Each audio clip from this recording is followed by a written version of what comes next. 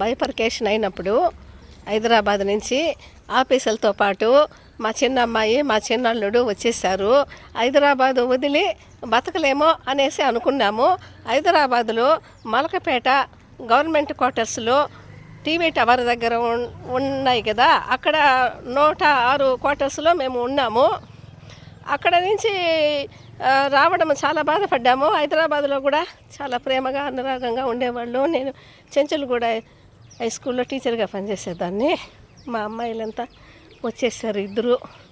కానీ ఇక్కడ వచ్చి మేము సొంతంగా ఇల్లు తీసుకున్నాము. ఈ ఊరి పేరు ఎర్రపాలెము.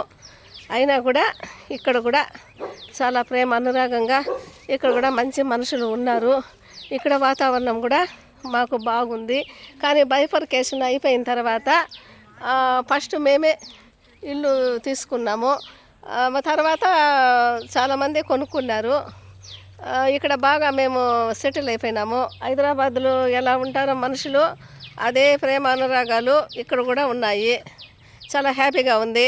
ఇక్కడ మేము ఉండే ఎర్రపాలెం నుంచి విజయవాడ కనకదుర్గమ్మ గుడి బాగా దగ్గరగా ఉంది. మంగళగిరిలో పానకాల స్వామి దగ్గర ఉన్నారు. అమరావతి దగ్గర ఉంది. ఈశ్వరుడు కూడా ఇక్కడే దగ్గర ఉన్నాడు.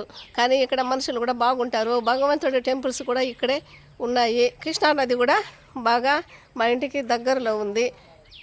ప్రకాశం బ్యారేజీ మనం చూసి వచ్చాము. బాగా భయంకరంగా ప్రకాశం బ్యారేజీ వెళ్తూ ఉంది. బాగా వాటర్ గీటర్ కూడా బాగా స్పీడ్గా వెళ్తూ ఉంది.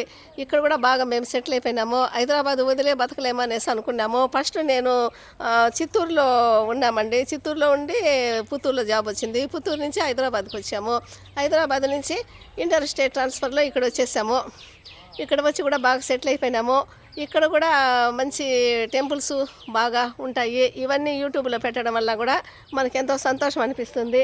ఇక్కడ కూడా మంచి మనసులు, మంచి వాతావరణము, చాలా సంతోషంగా ఉంది. మంచిగా ఆలోచించి ఎర్రపాలెంలో మంచి ప్రశాంతమైన వాతావరణం అని ఇక్కడ తీసుకున్నాము. ఇక్కడే సెటిల్ అయిపోయినాము. చాలా బాగుంది. మాకు ఎంతో హ్యాపీగా ఉన్నాము. ఇప్పుడేమో మాకు హైదరాబాద్కి వెళ్ళాలంటే కూడా అంత ఇష్టం అనిపించదు. అక్కడ పొల్యూషన్ అనిపిస్తుంది వాతావరణము. కానీ ఇక్కడ మాకు బాగా మంచిగా మంగళగిరి దగ్గర నరసింహస్వామి సన్నిధిలో ఆ దేవుడి దగ్గర బాగుంటుంది. అప్పుడప్పుడు పోయి తీయగా పానకం కూడా తాగేసి రావచ్చు.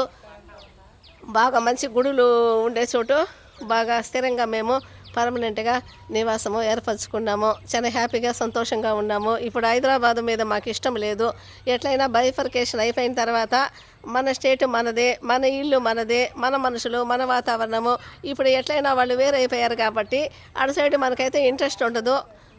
మనదే అని ఏర్పరచుకున్న తర్వాత మన రాష్ట్రంలోనే మనకు హ్యాపీగా ఉంటుంది. బాగా సంతోషంగా అందరూ కూడా మేము ఫ్యామిలీస్ అందరూ కలిసిమెలిసి కూడా బాగా మంచిగా బాగున్నాం.